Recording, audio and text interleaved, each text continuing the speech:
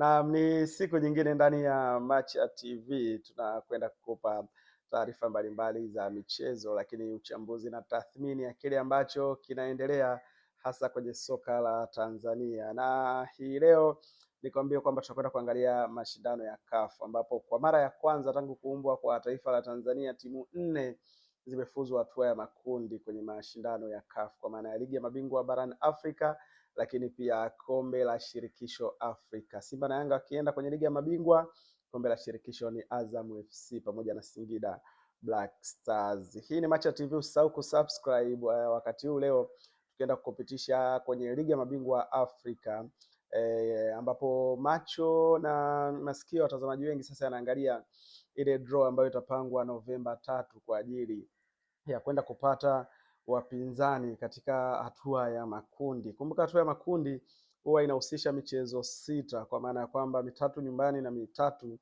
ugenini, na baada ya hapo zitapatikana timu ambazo zitakwenda robo finali. Lakini kuhakikishia kwamba kwa kuingia tu kwenye hatua ya makundi timu za Tanzania kwa maana ya Simba na Yanga na timu zote ambazo zimeingia hatua ya makundi zimejihakikishia kitita cha dola 700,000 karibu bilioni 2 hivi za Kitanzania kwa kufika kwenye hatua hiyo, lakini pia zimeongeza alama kwenye zile ranks za CAF katika ile miaka mitano kwa maana yake inakwenda kujumlisha, lakini fedha itaongezeka kama utakwenda robo finali ama zaidi. Kwa hiyo leo tutaangalia namna ambavyo makundi yatakwenda kupangwa siku ya Novemba 3 kwa ajili ya kupata wapinzani, lakini kumbuka kwamba mechi hizi za hatua ya makundi zinaanza kati ya Novemba 21 mpaka Novemba 23 kwa maana ile raundi ya kwanza, lakini raundi ya pili itakuwa ni wiki moja baadaye. Hivyo muda uliobaki ni mchache, sasa ukizingatia kwamba kutakuwa kuna break takriban kama wiki mbili hivi ya FIFA kwa mwezi Novemba.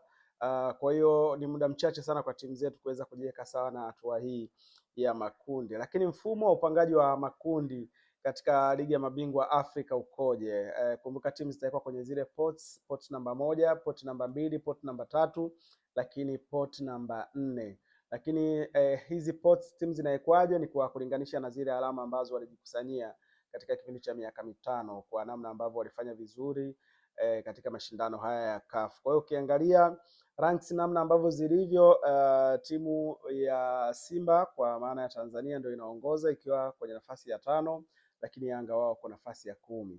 Lakini kuwa nafasi ya 5 ya 10 haimaanishi kwamba ndio utakuwa poti gani, hasa kwa kuzingatia timu zilizofuzu ndicho ambacho kinaweza kikaamua hasa unakuwa poti gani kwa kulinganisha na hizi nafasi, kwa sababu sometimes inatokea labda timu iliyoko kwenye ranks labda namba 3 au namba 5 ipo kwenye kombe la shirikisho, kwa hiyo ina maana wewe ambayo upo chini unasogea.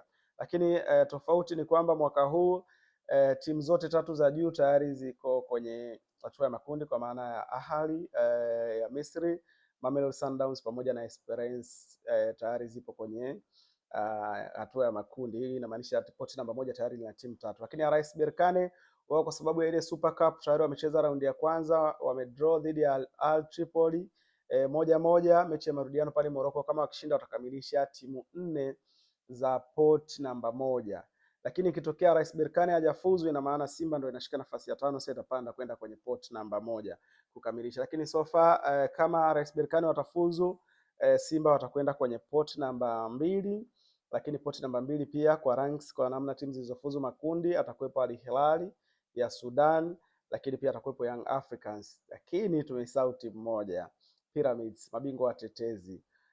Wao wanashika nafasi ya 6 kwa maana kwenye ranks zile za CAF. Kwa hiyo naye atakuwa pot namba 2 kama naye atafuzu. Ashacheza raundi moja. Tunasubiri mechi ya marudiano pale Misri kuona kama atafuzu Pyramids, yeye atakwenda kwenye pot namba 2. Kwa hiyo pot namba 2 kama RS Berkane na Pyramids watafuzu, inamaanisha kwamba pot namba 2 itakuwa na Simba na Yanga, Al Hilal pamoja na Pyramids. Kwa hiyo Simba na Yanga zitakuwa moja kwa moja haziwezi kukutana na bingwa mtetezi kwenye hatua ya makundi. Lakini pot namba 1 linamaanisha nini? Pot namba 1 linamaanisha ndio timu ambazo sasa zitakabidhiwa yale makundi, kwa maana ya kwamba timu ya kwanza ambayo itatoka pot namba 1 kwenye ile draw itakuwa ndo kundi A, timu ya pili itakuwa ni kundi B, timu ya tatu itakuwa ni kundi C na timu ya 4 itakuwa ni kundi D. Baada ya hapo sasa ndo wataendelea poti namba 2, atakayechaguliwa wa kwanza naye atakwenda kundi A, atakayechaguliwa wa pili atakwenda kundi B, atakayechaguliwa wa tatu atakwenda kundi C, wa nne atakwenda katika kundi D. Kwa hiyo kama mambo yatakwenda kama ambavyo nimesema, hii inamaanisha kwamba timu za Tanzania Simba na Yanga ni lazima mmoja wapo atakutana kati ya Ahli, Mamelodi Sundowns, Esperance de Tunis au RS Berkane katika kundi lake, kwa sababu hao wako poti namba 1. Hii huwa sio shida sana. Shida kubwa huwa inakuja kwenye poti namba 3. Sasa poti namba 3 hapa ndio dua na sala nyingi huwa zinakuwepo. Usipewe kigogo kutoka poti namba 3, kwa maana ukipewa timu ngumu kutoka poti namba 3, hii inamaanisha kundi litakwenda kuwa gumu sana. Kundi litakuwaje gumu sana? Kwa maana ya kwamba kutakuwa kuna timu 3 kubwa ndani ya kundi moja, na kama kuna timu 3 kubwa ndani ya kundi moja inamaanisha kwamba timu 3 kubwa zitakuwa zinapambania nafasi 2 za kwenda robo finali. Kwa hiyo kwenye kundi kama hili ukizubaa kidogo tu unajikuta wawili wamekwenda, wewe umebaki. Kwa hiyo ukiangalia poti namba 3 kusema kweli lina vigogo msimu huu. Petro de Luanda ya Angola ni timu ngumu sana kutoka Angola. Imewahi kufanya makubwa, imewahi kuwatoa Mamelodi Sundowns kwenye hatua ya robo finali. Sio timu mchekea. Hii iko poti namba 3. Lakini kuna Asfar ya Morocco, hii nayo imecheza robo finali msimu uliopita. Ni timu ngumu, ni timu shindani, nayo iko poti namba 3.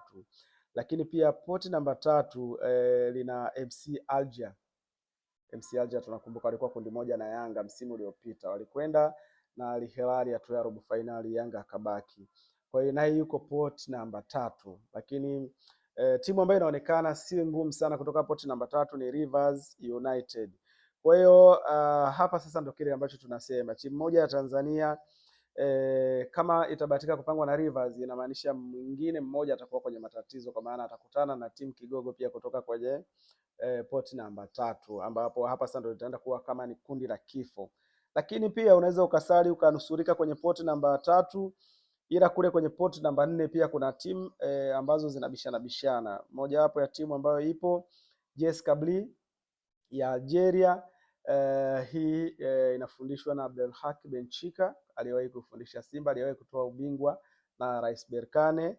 Kwa hiyo unaweza ukaona ni timu ngumu pia JS Kabylie, ambayo iko kwenye poti namba 4. Haijafanya vizuri miaka ya karibuni, lakini ni timu ambayo inaweza ikakupa ushindani. Kwa hiyo hebu imagine upigwe Al Ahly kwenye poti namba 1, alafu poti namba 3 upigwe Asfar ya Morocco, alafu poti namba 4 upigwe JS Kabylie. You are in trouble my brother. Kundi litakuwa ni kundi la kifo.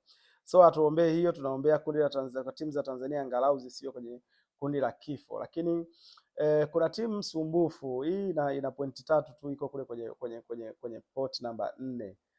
Lakini hawa ni Saint Eloi FC Lupopo kutoka Congo.